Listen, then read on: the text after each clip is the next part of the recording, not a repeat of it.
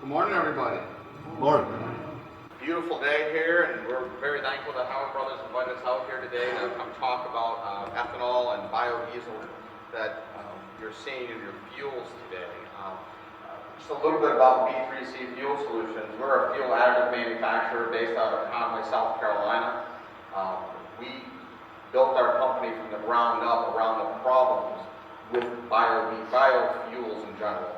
Ethanol being the majority of what you all see, but also biodiesels, which are on the rise. And we're going to talk about what's going on in the world when we talk about these biofuels. But biofuels themselves, we know ethanol comes from corn primarily. There's many ways to create ethanol. Here in the United States, that's where we get it from. Biodiesel comes from soy. And right now, there's a lot of things going on, and we're raising the amounts of biofuels we have to use. And everyone's, there's a lot of controversy, we're getting ethanol from corn, it affects the food supply. And I'm not here to talk about that, but the reality of what's going to really happen in the future is this may kind of go away where we get ethanol from. What a lot of companies have been doing is putting a lot of research into actually growing algae. From algae, they can actually extract biodiesel, and there's a process to actually take this biodiesel from algae and create ethanol from it. And this is really probably going to be the future where our biofuels come from. And this is a prototype type, basically algae growing farm that's actually extracting water from the ocean and actually creating these ponds. They can create over 10,000 gallons of biodiesel per acre per year, which is a lot of biofuels. So, this is where it may actually go to. But I'll tell you right now, biofuels are here. They're not going away. Ethanol is here. Biodiesel, they're going to be increasing. And a lot of you probably have trucks that run on diesel, am I correct? And you probably have seen a lot of problems. We're going to talk about that. The history around ethanol and a lot of the biofuels that we had started around 1980. We had oxidation fuels. Primarily, they were MTBE. And if you remember hearing about that back in the 80s, and I grew up in Boston, and we had MTBE. As an alcohol goes, it's not that bad. It actually was tolerable in fuel. Fuel systems tolerated. The engines didn't really care too much. It didn't have all the problems we see, but MTBE, if it leaches in the groundwater, causes cancer, so that went away. But that's where we started adding biofuels to fuel, and it was really only in concentrated areas of the country where we, especially in the wintertime or in the summertime, had high amounts of pollution, so they would add this to it to reduce smog. Well, that's increased. In 1990, the Clean Air Amendments came in. We started seeing more and more biofuels. The Energy Policy Act of 2005 really started pushing it. And you can see here at the bottom, by the end of this calendar year, we'll have over 7.5 billion gallons of biofuels. The majority of that being ethanol, some of that being biodiesels that is going to be in our fuel. With that, 2 years ago, the EPA had to keep increasing the amount of biofuels that we're using. And, even 10 years ago, like we say, we didn't have problems with ethanol. Most people didn't see it in the United States. We saw it in certain regions of the country. But they keep increasing and decreasing and increasing it. And, well, last 2 years ago, the EPA actually approved E15. Now, it's been talked about for about 2 years now. It's not really in the market. It's very close to coming to market. In some parts of the country, they're already starting to use E15, especially out in the Corn Belt where they make it. But it is being pushed higher and higher. And now in the last 2 years, everybody in the country is really seeing ethanol now. And is anyone finding it hard to find non-ethanol? I mean, you're talking about certain people that are selling it now. You can get it, but it's usually even a little bit more expensive. So E10 is here, E15 is coming, and in our power equipment, nothing today is designed to tolerate anything over E10. Okay, cars and trucks, EPA approved E15 for 2001 and newer vehicles, which is the majority of the vehicles on the road today, can tolerate higher amounts of ethanol. But our power equipment can't. It's never designed for it. The same thing with motorcycles, your boats, your toys, whatever you got. They're not designed to tolerate it. But this is where it's coming, and there's going to be a big divide where can I get E10 at the pump and E15? But the problem is, if you go to the pump to gas up and you see E15 is 10 or 15 cents cheaper at the pump, what are most people really going to buy? They're not going to buy it. And they're going to buy E15 because it's cheaper. That's going to wreak havoc on power. So this educational forum today, this is great that you're putting together to really inform people. You may see these little symbols at the pump in the next year that say E15. Do not put that in for your mowers and stuff. You put that in your vehicles, 2001 and newer, but don't put that in your mowers and all that, because it will cause problems with the fuel system. So a lot of controversy going around on it, but it's here, with that increase of these biofuels, is E20 a possibility in the future? It is. And most of these cars, the computers can calibrate and adjust for it. A lot of cars, how many people have a flex fuel vehicle out here? You can run E85 in it. Has anyone run E85 in it before? See what happens to your fuel mileage? It goes out the window, you're putting more fuel in it. It has less BTU value, but it is better for the environment. There's a lot of good things. And, biofuels, why do we have them? Why did Congress enact all these amendments? Well, it's good, for the United States. It made the U.S. Senate. Gives people more jobs. It is a renewable resource, okay? It does reduce emissions. And it also reduces our dependency on foreign oil. So, a lot of good things about ethanol. But some of the bad things that we see, it ages quickly. Ethanol contains a lot of oxygen, okay? If you had, say for example you have milk, okay, and you put it in the fridge, it can last, a week or 10 days, and then it expires, but you keep it cold. If you let that milk sit outside in an open container in heat, will that milk turn foul pretty quick? Well, when you add ethanol to your gas, it's like taking the milk out of the fridge and put it on the counter and see what happens to it. Because ethanol contains a lot of oxygen. You take an oxygen and putting it in gasoline that's organic, just like milk is organic. So what's going to happen to your gas? It deteriorates faster. So the shelf life of gas, you can last 6 months or a year if it was pure gasoline in good temperatures. But with ethanol added, 60 to 90 days is when it starts to go bad. And you can start to see problems. And most of y'all as landscapers, you go through the fuel often, pretty good. Don't see too much issue maybe, but do you have that piece of equipment that sits there for 6 months or so that you do use it frequently instead of having to have their cars to get cleaned out because of these problems? I mean, how many people honestly have had problems with ethanol blended fuel all the time?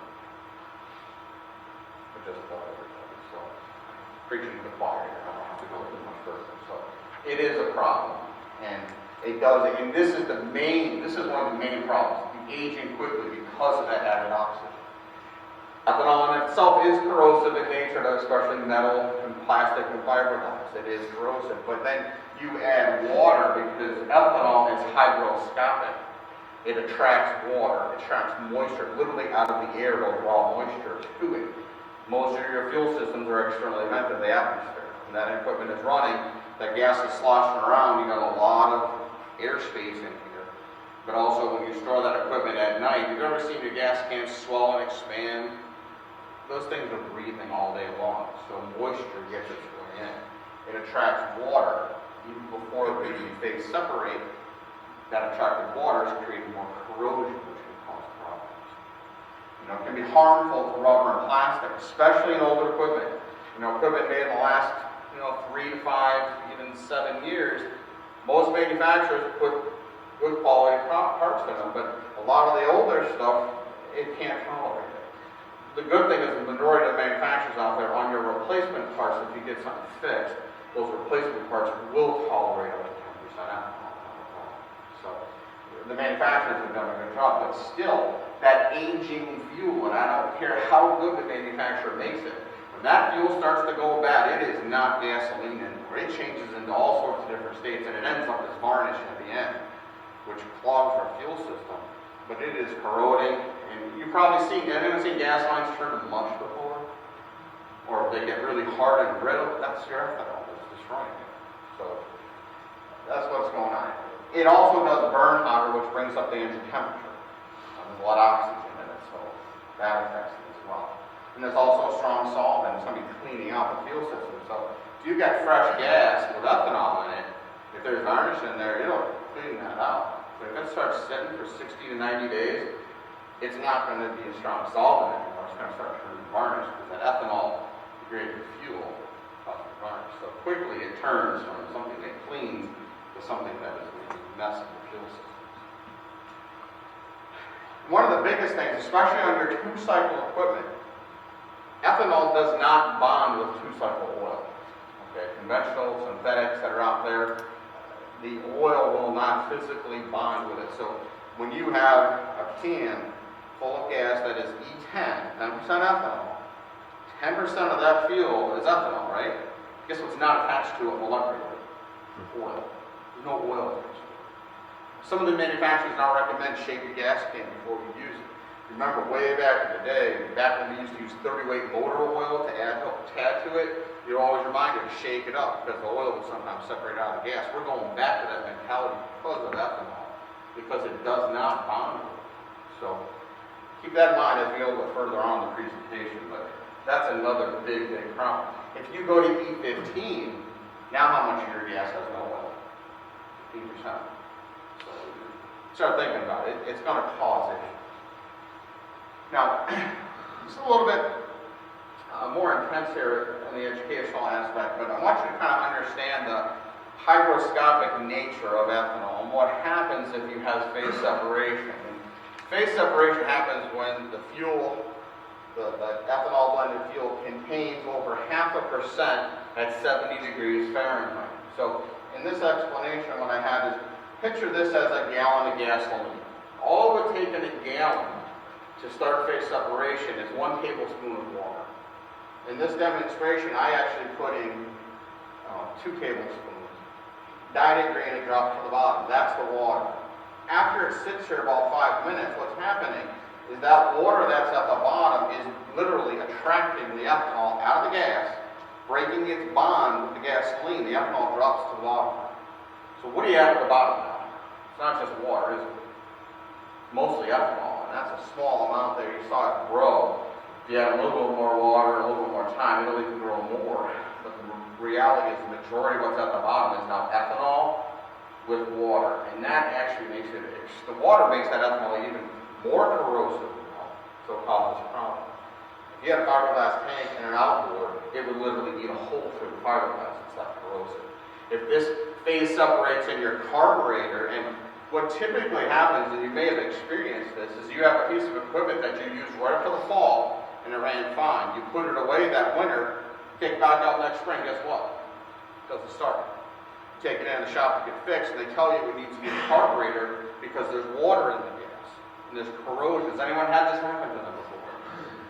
Hands are going up everywhere. But what happened here is in the fall, that gas had enough water content that it didn't phase separate. It was in suspension at 70 degrees, but in the wintertime here it gets down to 30, right? Sometimes maybe 20, hopefully. And you get some ice melt out if it gets cold in. But what happens when it gets cold, it can't hold it in suspension, so what does it do? It falls out immediately. But not just in the tank, carburetor, fuel pump, everywhere. So that's when it starts eating my carburetor. So that's how phase separation occurs, and it keeps adding that water to it. And again, in your landscape equipment, when you're running the summer, you're running it through all summer long, you probably don't see much issue because you're burning through the fuel, just like you do in your car. It's when it sits for periods of time that you have it. A lot of homeowners have this issue. They buy maybe 2 or 3 gallons a year for fuel to mow their little yard. That gas may last them over a year, and then they're really starting to see problems. So that's how the hygroscopic nature of our ethanol-blended fuel occurs. But what does it do? It deteriorates rubber, plastic, and fiberglass. Of course, it attracts water. It causes that gasoline to prematurely decompose. These are some internal parts that we see and problems that occur. Let's look at this one here. You've probably all seen this, how it dries out the rubber components. The primer bulbs get hard. The lines themselves get hard and brittle, and sometimes they start to rot. Okay, and I'm sure we've all seen this, but ethanol is causing that. Phase separation occurring, again, that's that severe corrosion. And I'll tell you, this is the worst carburetor I've ever seen in my life. I've taken a lot of carbs apart, found a lot of carbs, but this one took the cake. I mean, it must have just been full of water with ethanol, and it completely corroded it to the point that you got to replace it. And a lot of times, when ethanol phase separation happens, you are replacing that carburetor. There is no fixing it at that point. So that's where it gets really expensive. This here is probably one of the worst types of failure. This is an engine failure from varnished or stale fuel. I'll tell you what, bad gas is better than marginal gas, because when gas is bad, the equipment doesn't run. But if it's marginal, this is where they're hard to start. You get it running, oh great, I got the thing to start. Now you go and finish doing whatever you're doing. But the problem is it's running on this marginal fuel. That marginal fuel, technically what's happening is the hydrocarbon chains and the fuel start linking together. They become longer. That's what causes the varnish. That's that smell you smell as well. If you run it on this marginal fuel, now when it burns, that varnish that's in the fuel is coating everything in the engine. So you shut it off. Next time you go to start it, guess what? It doesn't move. You just seized your engine through stale fuel. Okay. That's probably, and this happens a lot. The phase separation, again, that is a really bad thing to happen when you get that too much water content and the ethanol in the water, everything falls to the bottom of the steam. This is a chainsaw that ran on phase separated fuel, and what you're seeing here to the left, that vial is containing a sample of fuel that came out of it. At the top is the gasoline. There's no ethanol in here because the ethanol is where? At the bottom. So the gas is up there, and the two-cycle oil is where? It's up the top. Guess what didn't attach to the ethanol? The two-cycle oil. So the ethanol and the water are at the bottom here. So the fuel pickup on the saw is at the bottom. It ran on what? Ethanol. So that's what happened to the piston here. It seized up pretty quick. There's no burnt oil on it because there was no oil in the ethanol. It also ran really, really fast. And that's the dangerous thing about phase separation is if you're operating a chainsaw, and these new saws nowadays can run 12, 14,000 RPM, you start throwing ethanol at it like that, now it's going to run even faster. And that causes a danger hazard to the operator. So, but this is what happens. This is the reality. But again, no oil attached to the ethanol that they separated. But you have the gas, you can see it's colored at the top. So the oil bonds only with the gasoline. Correct. That's right. And they did have one. But it phase separated. So the ethanol, well, naphtha ran on, which is, most of it's ethanol. There's a little bit of water, of course, in there that causes phase separation. But it all goes wrong. So that's a lot about ethanol problems, and it sounds like a lot of you have seen these issues, but let's talk a little bit about low sulfur and biodiesel. And if you recall, about 6 or 7 years ago, we switched to low sulfur diesel fuels. Everybody remember when that happened? And a lot of your older trucks still would prefer it. And when they took the sulfur out, what went away was the lubrication. Just like back in the late 70s, gasoline, we took the lead out, right? Well, the lead was really a lubricant. So then they had to design engines different, change valve composition, all this. Diesel, they had to start changing fuel system components, like injectors and pumps and things like that. So your older vehicles, now there's less sulfur, there's less lubrication, so you may have replaced more components. But this ultra low sulfur diesel, in the process of creating it, they actually use steam to remove the sulfur. So now we actually have 10 times more the amount of dissolved water in this low sulfur diesel fuel. So when you buy that diesel fuel, guess what you have in it? A little bit of water content. And some of you may have seen or have problems. Does anyone change their fuel filters often in their diesel trucks, and they might find they're coming out black like this? Has anyone seen this before? That, what you're seeing, is microbial growth. Some people call it algae. Sometimes you use like hair growing in a tank. That's because you got water in the bottom of your tank. And the layer between the water and the diesel fuel is a little terrarium, and it starts growing this stuff in it. Okay? So this is what starts clogging your injectors and clogging your filters and all that. So now you only get 5,000 or 10,000 miles out of a fuel filter. You should get a lot more than that. So if you ever change your fuel filter and find it black, you got water in your tank, you got to address. So, but not just that, it's maybe running and blowing out black smoke. Well, typically that's because your injectors are dirty. When the injectors start getting dirty, the whole fuel system gets dirty. the life of the whole thing about a fuel system, you got to keep the fuel system clean to keep your engine clean and healthy. So the algae starts growing in the water, that low sulfur diesel causes a lot of problems. But also the biodiesel, typical content we're seeing nowadays is anywhere between 5 and 7%. You can see it at the pumps in a lot of places, but it also has lower BTU value by 5 and 7%. So you may have 2 or 3 or 5% biodiesel content because again they're trying to put that biodiesel to reduce our dependency on foreign oil. But that biodiesel is biodegradable, prone to fuel fouling, absorbs 10 times more water, corrodes the fuel system, is harmful to rubber and plastic, acts as a solvent. Sounds a lot similar to ethanol, doesn't it? Because it's fresh in nature and it causes all the same types of issues. So injectors getting clogged, our pumps for the high pressure pump to pump up those fuel rails start failing prematurely, especially because of low sulfur. So lots of issues with our diesel fuel as well. So that kind of leads me up to this next section here. Talk about ethanol, talk about biodiesels.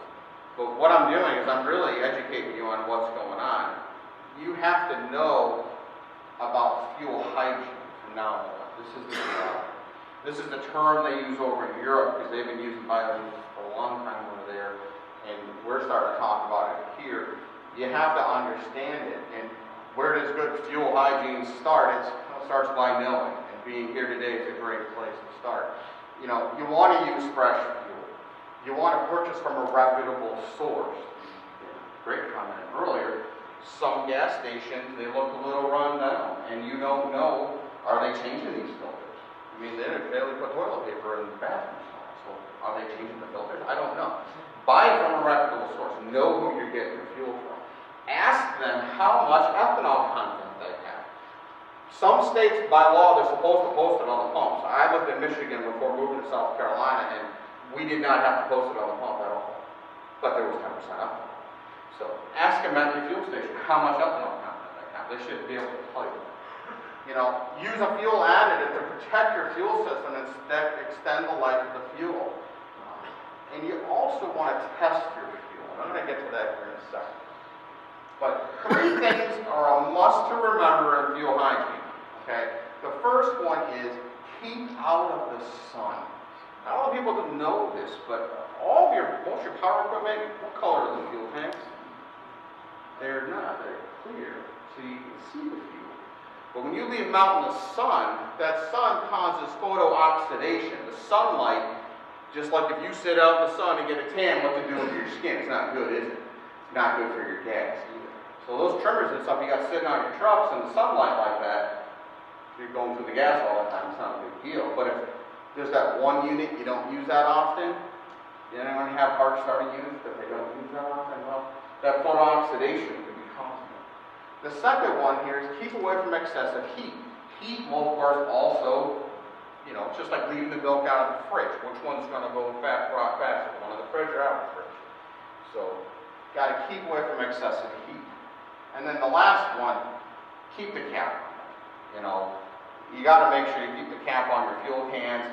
2 things. A, if you have the cap off, the light notes of that fuel that make it easy to start and keep the fuel system clean evaporate off.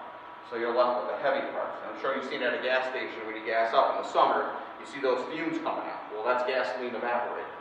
And we have a lot of new laws now, and the manufacturers have to design their fuel tanks to have low permeation so we don't have that evaporative loss. But keep the cap on it. It's going to prolong the life of that fuel. So those are 3 easy things to remember, and try to do that. It will prolong the life of your fuel and keep your equipment happy. Okay, why would I actually want to test my fuel? And can I test my fuel? Well, something that B3C Fuel Solutions, in the course of our company growing, and Brian over here always was racking his brain, we always want to test our products, our own products that we create. We want to make sure that they're working the way they're supposed to work. We've actually created our own line of fuel testing kits for our authorized dealers, but we also made these swabs, and they're actually, did you guys put them on the tables? They're on your tables right now. There's these little, looks like Q-tips, okay? This is a way you can actually test your own fuel to see how good or bad it is, because the problem is, sometimes, I mean, for you guys on the landscape, you know how long ago you purchased it, but maybe there's a unit you didn't use for a while. Well, how do you even know how old the gas is in it? You can sniff it, well, it smells good. Not really. The problem is the ethanol in the gas masks the decomposition of the fuel. Back when gasoline was gasoline, when you smelled it, you knew it was going bad, right? Everyone knows what varnish smells like. But the problem with the ethanol being in there, where it can start degrading in 60 to 90 days, is that when you sniff it, the first thing that hits you is the ethanol. And it tells you, oh, I can smell, it smells good. No, it's the ethanol that you're actually smelling. So you don't really know. These little fuel test swabs that we designed are very, very simple to use. They're fast, they're accurate, it helps you prevent repairs, especially, and it can be used on all 2 and 4 cycle engines. Very simple. You take the swab, you dip it in the gas, you wait 10 seconds, then you pull it out, shake off the excessive and let it dry. Takes about a minute or 2 to start to develop, just like an old Polaroid would. Now, if it's really, really bad gas, when you pull it out, it pretty much turns almost instantaneously. Any tint from white to yellow is telling you the fuel is decomposing, because what this little Q-tip is doing, it's actually measuring, and by measuring it, it's changing its color. The level of how much of the ethanol blended fuel has decomposed. We're actually seeing it, we're seeing how much, because it may look clear. You dip it in, you pull it out, it looks kind of white, and then you wait about 30 seconds, 60 seconds, and you watch it turn. It could start turning a little bit tint to yellow or to brown, and that's telling you a marginal fuel, okay? Remember what I talked about with this piston, this engine that seized up because of marginal fuel? If you tested your engine before you ran that fuel in it, it may have ran on that marginal, but you could create that from happening. So if you got a unit you haven't used in a while, test it. Very easy to do, simple. These are low-cost items that we sell through our dealers and distribution, but it can help prevent the failure of your equipment. So, you know, the marginal fuel is by far the worst. This may have happened to you before too, especially on 4-cycle engines. We've seen that if they can start on the marginal fuel, what happens is that marginal fuel starts coating the inside engine components. These valves got coated with varnish when it ran, so they shut it. It ran all right, probably started hard, but they shut it off, let it cool down. The next time they go to start it, they pull the rope, and guess what happens? Well, the valves are seized now because they're covered in varnish, and then they bend the push rods. So bad marginal fuel can equal bad push rods, just like marginal fuel over here that we tested. This is a liquid test that we also have, is also created this. These pictures actually came from Echo. Echo has been toting our kits around, and Ron Jensen up there actually sent me this photograph using our test kit. This is an engine that they tested, and that fuel there, the bottom of that vial was clear, it would be good, but it came up that it was marginal to bad, and that engine ran on it. So you can prevent engine failures by actually testing your own fuel now, something that we actually developed at the company. So with that, as a company, we're very well versed in ethanol. It's our job to be, okay? My background, I actually used to work with Russell Corey here from Kawasaki Motors, and I was in the trenches with ethanol for a very long time in product development. It was my job to monitor what was going on out there. Saw a lot of engine failures actually occur due to ethanol, and we had to change a lot of our components. So I've been in this ethanol fight for a very long time. Ethanol Shield is our multi-purpose ethanol fuel stabilizer. We remove the water to prevent phase separation from happening. We actually bond with it on a molecular level and pass it to the fuel system to get rid of it. We protect the rubber and plastic components, okay? We also stabilize the fuel to prevent problems. And we do testing a lot of times with E85 fuel just to see how well our products work, of course. These are diaphragms out of a carburetor, one protected with ethanol shield, one not protected. This was E85 gas. You can see the ones that are not protected are getting dry and brittle. They're drying out because of that ethanol that was in the fuel. This is again, another E85 test. We took water and E85, mixed them together 50-50, and we threw in metal carburetor bolts.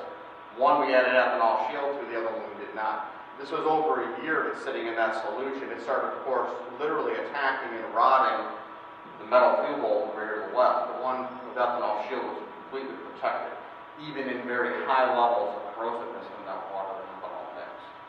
So this is how our product works.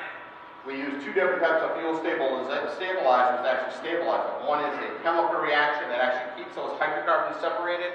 Earlier I talked about how they join together. We actually keep them apart. And actually when you add our stuff to it, it actually rips them apart even if they started agglomerating. The second is also we use proprietary antioxidants.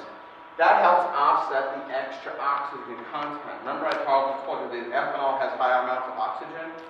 Well, we put in these proprietary antioxidants, just like they put antioxidants in your food. You want to eat them to make your body feel better, right? We do this to offset the oxygen content of that ethanol fuel to help preserve it for a long time. The other thing we also do, the ethanol shield has a property where it can actually bond physically with the ethanol molecule and also bond with the two-cycle oil, whether it's conventional or synthetic. We act as the bridge between the two. So that 10% or 15%, whatever you got at the pump, that did not have oil attached to it when you added your oil to it, our ethanol shield actually enables it, acts as the bridge, ties the two together. So that 10% that did not have oil attached to it now has it attached thanks to the ethanol shield. So these are properties of our ethanol shield stabilizer. We also make a product called Mechanic in a Bottle. This is our fuel system fix-all. If you have an engine that's running rough or has varnish in the system, you can use the MIB to actually cleanse it. These are some before and after pictures. Pretty dramatic. The carburetors have sat for a long time. I can't fix broken. I mean, the diaphragms are cracked to crack. If there's, phase separator fuel and there's corrosion, we can't fix corrosion. But if there is bad fuel, we're going to clean that out of it invasively without having to take the carburetor. And a lot of these new two-cycle cars, very sophisticated, very small passageways, they run very lean. A lot of our dealers actually use the product to do an invasive carburetor cleaner rather than take it apart, risking getting a piece of dirt in it. So it's a different way to look at it. Like surgeons nowadays, sometimes will go up through different veins in your leg to fix your heart without having to rip your chest open. Similar type of idea that we nowadays. But it also helps rejuvenate the plastic and rubber components as well. As long as they're not cracked, they are actually rejuvenated. And these are actually this is a picture of an old-fashioned Tecumseh carburetor that had a bulge in the bottom. A lot of those things actually start to curl up over time. The MIB actually rejuvenated this. I was amazed by it when we test it. We see this all the time. But it really works well. We also make a diesel product to combat the negative effects of diesel. This is our diesel Mechanic in a Bottle. If you have a truck that's blurring black smoke, get low performance, if you've got problems with water in it, it's going to help remove it. We also make a diesel tank snake to go in there and remove the water. But all of our products that we do internal testing, but we also send them out to labs to be tested. And we even had lots of different testing in the last couple of years, but our ASTM testing that we publish on our website really shows you how well we can stabilize fuel, how well we protect our fuel system from corrosion, and also for water absorption. This isn't hocus pocus stuff, it all works. And we actually have demonstrations that actually show you how they work, but we can even stabilize fuel up to 3 years with our ethanol shield at a high rate. But it's pretty much what we have. We utilize the most advanced technology, and we're always improving our products to make them better. Brian is always challenged, and we always get requests from dealers, and we always try to make our products better. Our fuel testing test logs that we came out of kind of came from that, because we want to make our products better, and we want to help people. And there's so many problems with fuel, and there's so much misinformation that's out there. And again, we want to thank Howard Brothers for having us out today. We have a table outside here with a lot of samples, so at the lunchtime, stop by and see us. We're more than glad to give you some free samples. But again, we want to thank you all for having us out today. If you have any questions, we'll be here for the panel as well.